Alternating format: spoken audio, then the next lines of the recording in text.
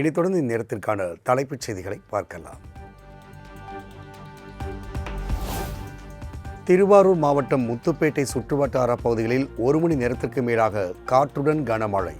திடீரென பெய்த மழையினால் வெப்பம் தணிந்து குளிர்ச்சியான சூழல் நிலவியதால் பொதுமக்கள், விவசாயிகள் மகிழ்ச்சி.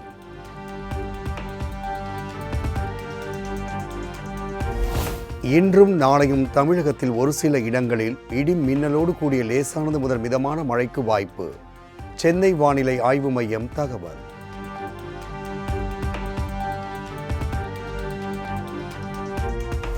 திருவாரூர், நாகை உள்ளிட்ட டெல்டா மாவட்டங்களில் பலத்த காற்றுடன் பெய்த கனமழை. வெப்பம் தணிந்து குளிர்ச்சியான சூழல் நிலவுவதால் மக்கள் மகிழ்ச்சி.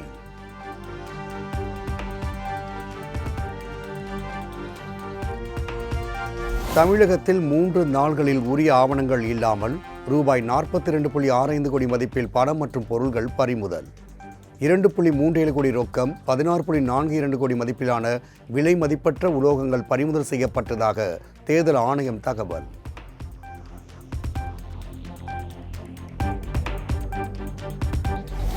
புதுச்சேரியில் பிரிட்டிஷ் குடியுரிமை பெற்ற லண்டன், பிரான்ஸ் நாட்டை சேர்ந்தவரிடமிருந்து 11.5 லட்சம் ரூபாய் பணம் பறிமுதல்.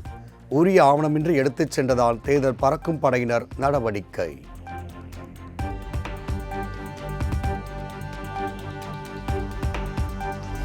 தமிழ்நாடு, புதுச்சேரி உள்ளிட்ட 5 மாநில தேர்தல் பணிகளில் 25 லட்சம் அதிகாரிகளை பணியமர்த்தியது தேர்தல் ஆணையம். மொத்தம் 1111 மத்திய பார்வையாளர்கள் பணியமர்த்தப்பட்டுள்ளதாக அறிவிப்பு.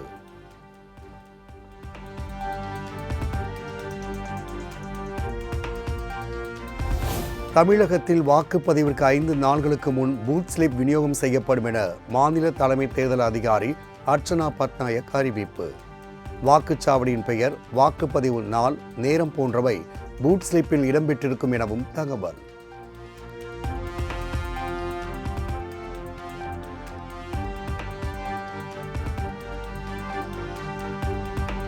சட்டமன்ற தேர்தலை ஒட்டி திமுக கூட்டணியில் இந்திய கம்யூனிஸ்ட் கட்சிக்கு 5 தொகுதிகள் ஒதுக்கீடு. சென்னை அண்ணா அறிவாலயத்தில் திமுக தலைவர் மு.க. ஸ்டாலின், சிபிஐ மாநில செயலாளர் வீரபாண்டியன் இடையே ஒப்பந்தம் கையெழுத்தானது.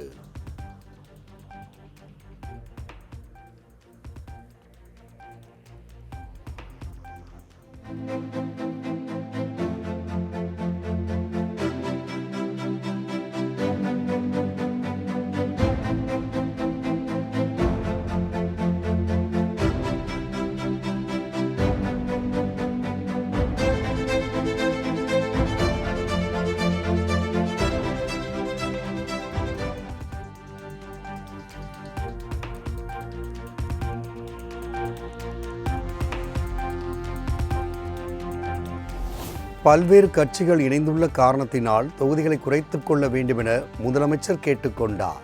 நிறைவாக 5 இடங்களில் போட்டியிட ஒப்பந்தத்தில் கையெழுத்தாகியுள்ளதாக இந்திய கம்யூனிஸ்ட் கட்சி மாநில செயலாளர் வீரபாண்டியன் பேட்டி.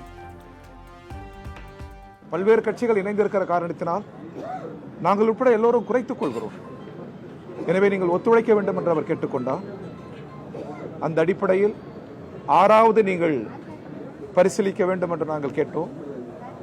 நிறைவாக அதற்கும் வாய்ப்பில்லை, ஒத்துழைக்க வேண்டும் என்று கேட்டதற்கு இணங்க இந்திய கம்யூனிஸ்ட் கட்சி 5 இடங்களில் தமிழக முதல்வரோடு இன்றைக்கு, திமுக தலைவரோடு இன்றைக்கு நாங்கள் ஒப்பந்தத்தில் கையெழுத்திட்டிருக்கிறோம்.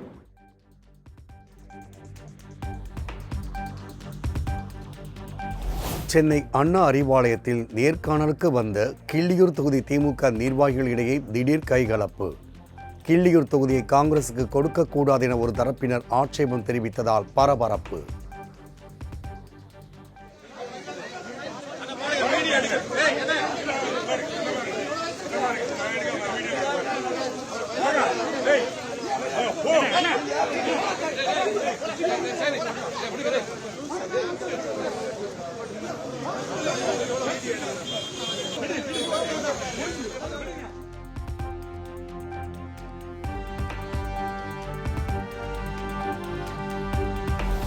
திமுக சார்பில் நடக்கும் நேர்காணலில் பங்கேற்பதற்காக அண்ணா அறிவாலயம் வந்த ஓ. பன்னீர்செல்வம் தேனி மாவட்டம் போடி, ஆண்டிப்பட்டியில் போட்டியிட விருப்பமனு அளித்த நிலையில் முதலமைச்சர் நேர்காணல்.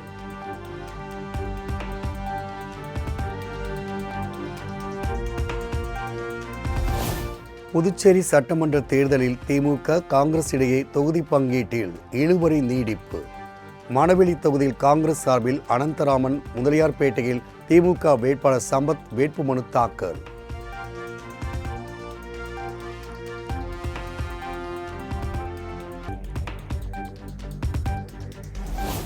சட்டமன்ற தேர்தலில் அனைத்திந்திய புரட்சித் தலைவர் மக்கள் முன்னேற்றக் கழகம் சார்பில் போட்டியிட விருப்பமனு விநியோகம். சென்னை போயஸ் கார்டனில் முகாம் அலுவலகத்தில் விருப்பமனுவை ஆர்வமுடன் பெற்றுச் செல்லும் நிர்வாகிகள்.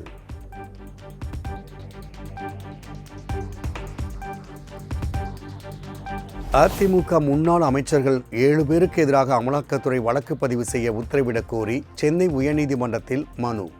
திமுக எம்பி கிரிராஜன் சென்னை உயர்நீதிமன்றத்தில் தாக்கல் செய்த மனு விரைவில் விசாரணைக்கு வர உள்ளதாக தகவல்.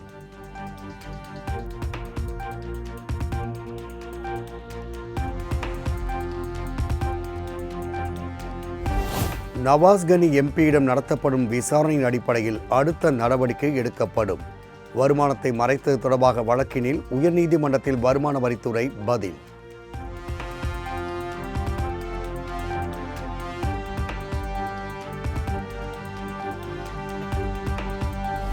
சிவகங்கை மாவட்டம் மானாமதுரையில் விசாரணை கைதி ஆகாஷ் உயிரிழந்த வழக்கு. பிரேத பரிசோதனை செய்த மருத்துவர் உட்பட 20 பேரிடம் சிபிசிஐடி போலீசார் விசாரணை.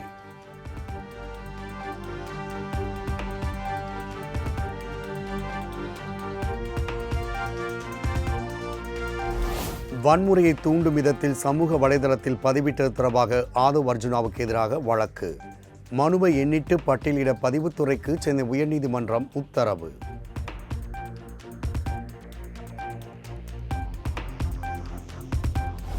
தேர்தலுக்கு முன் கூட்டணி அமைக்க அரசியல் கட்சிகளுக்கு தடை விதிக்க கோரிய வழக்கில் சென்னை உயர்நீதிமன்றம் அதிரடி.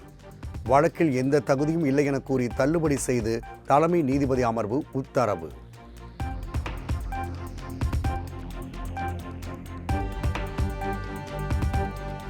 திருவண்ணாமலை கீழ்பெண்ணாத்தூரில் தேர்தல் பறக்கும் படையிடம் சிக்கிய 53 ஐம்பொன் சிலைகள். உரிய ஆவணமின்றி காரில் கடத்தி வரப்பட்ட நிலையில் ஐம்பொன் சிலைகள் குறித்து அதிகாரிகள் தீவிர விசாரணை.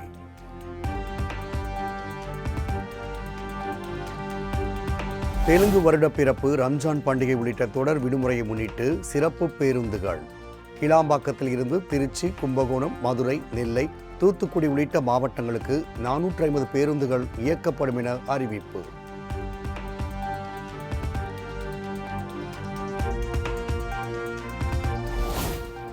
அரியலூர் மற்றும் நாமக்கல் மாவட்ட ஆட்சியர் அலுவலகத்திற்கு மின்னஞ்சல் மூலம் வெடிகுண்டு மிரட்டல். மோப்பநாய் உதவியுடன் தீவிர சோதனை நடத்தியதில் வெறும் புரளி என தகவல்.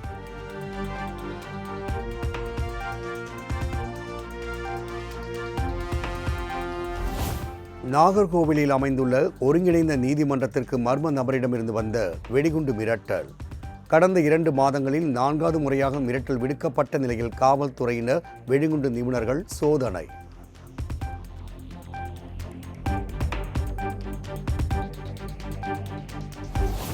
இஸ்ரேல் ஈரான் போர் காரணமாக மூலப்பொருட்களின் விலை உயர்வு.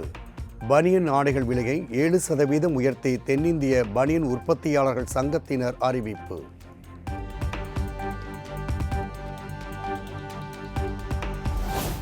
சிவகங்கை மாவட்டம் சிங்கம்புணரியில் பங்குனி பொங்கலை முன்னிட்டு களை கட்டிய மஞ்சு விரட்டு போட்டி.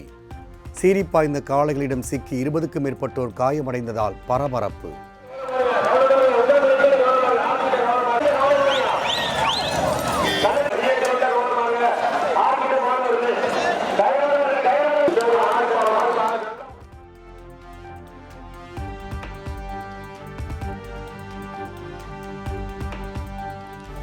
காஞ்சிபுரம் யாத்தோக்காரி பெருமாள் கோவிலில் கோலாகலமாக நடைபெற்ற தேர் திருவிழா. கோவிந்தா கோவிந்தா என பக்தி முழக்கம் எழுப்பி ஏராளமான பக்தர்கள் தேரை வடம்பிடித்து இழுத்து வழிபாடு.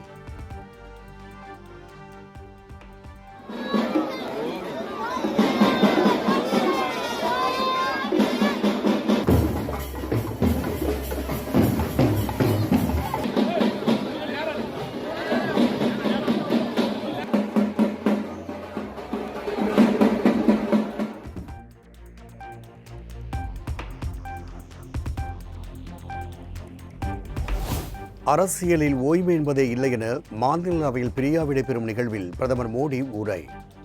கார்கே, சரத்பவார், தேவகவுடா ஆகியோர் தங்கள் வயதில் அதிக நாட்களை பொது வாழ்விற்கு அர்ப்பணித்துள்ளதாக நெகிழ்ச்சி.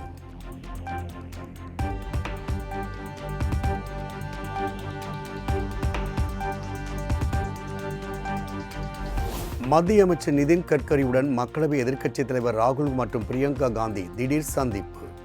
நெடுஞ்சாலை மற்றும் பேருந்துகளை பதிவு செய்வதில் உள்ள பிரச்சினைகளுக்கு தீர்வு காண்பது குறித்து முக்கிய ஆலோசனை.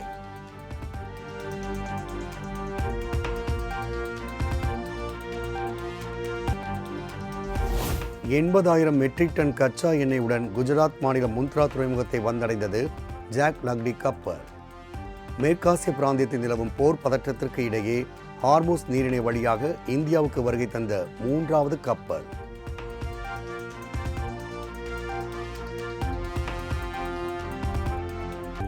நாட்டில் எல்பிஜி சிலிண்டர்களின் உற்பத்தி 38% அதிகரிப்பு. சிலிண்டர்கள் விநியோகத்தில் தட்டுப்பாடு ஏற்படாமல் தடுக்க மத்திய அரசு நடவடிக்கை.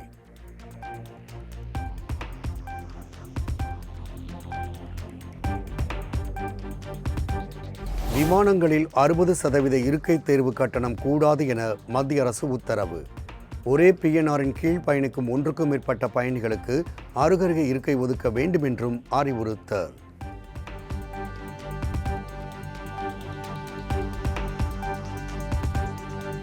சத்தீஸ்கரில் பெண்கள் உள்ளிட்ட 140 நக்சலைட்டுகள் காவல்துறையில் சரணடைந்தனர்.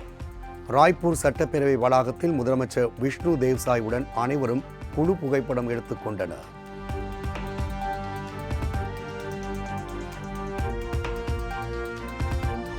ஜப்பானின் இச்சிகாவா உயிரியல் பூங்காவில் குரங்குகளால் தனிமைப்படுத்தப்பட்டு பொம்மையுடன் பழகி வந்த பஞ்ச் குரங்குக்கு கிடைத்த புதிய காதலி. பூங்காவில் பெண் குரங்குடன் லூட்டியடிக்கும் பஞ்ச் குரங்கின் வீடியோ இணையத்தில் வைரல்.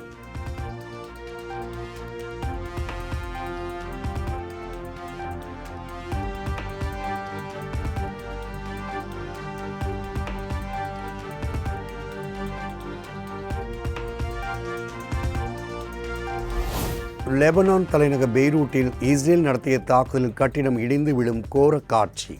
நொடிப்பொழுதில் கட்டிடம் இடிந்து நொறுங்கிய பதற வைக்கும் காட்சி வெளியானது.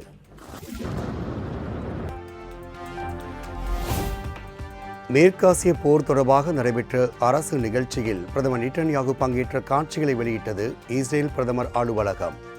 நெட்டன்யாகு உயிரிழந்து விட்டதாக கூறப்படும் நிலையில் கடந்த சில நாட்களாக அவர் உயிருடன் இருப்பது போன்ற வீடியோக்கள் வெளியாகி வருகிறது.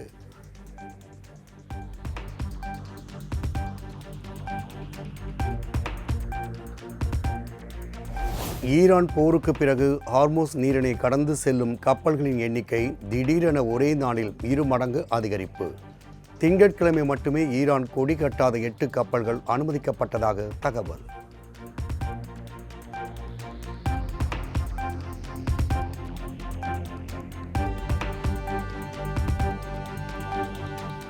தேசிய பாதுகாப்பு செயலாளர் அலி லார்ஜானியின் கொலைக்கு தக்க பதிலடி கொடுக்கப்படும் என ஈரான் சபதம். இஸ்ரேலின் முக்கிய நகரங்களை குறிவைத்து அலையலையாய் ஏவுகணைகளை ஏவி தாக்குதல்.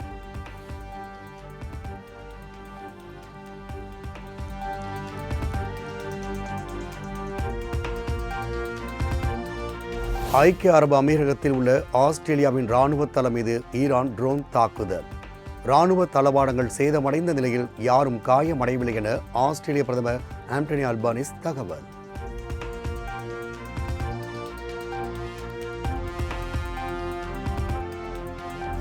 பிரான்ஸ் அதிபர் இமானுவேல் மேக்ரான் விரைவில் பதவியிலிருந்து வெளியேற்றப்படுவார் என அமெரிக்க அதிபர் ட்ரம்ப் தகவல். அமெரிக்கா உருவாக்கியுள்ள ஹார்மூஸ் நீரிணை பாதுகாப்பு குழுவில் சேர பிரான்ஸ் மறுத்துவிட்ட நிலையில் ட்ரம்ப் கருத்து.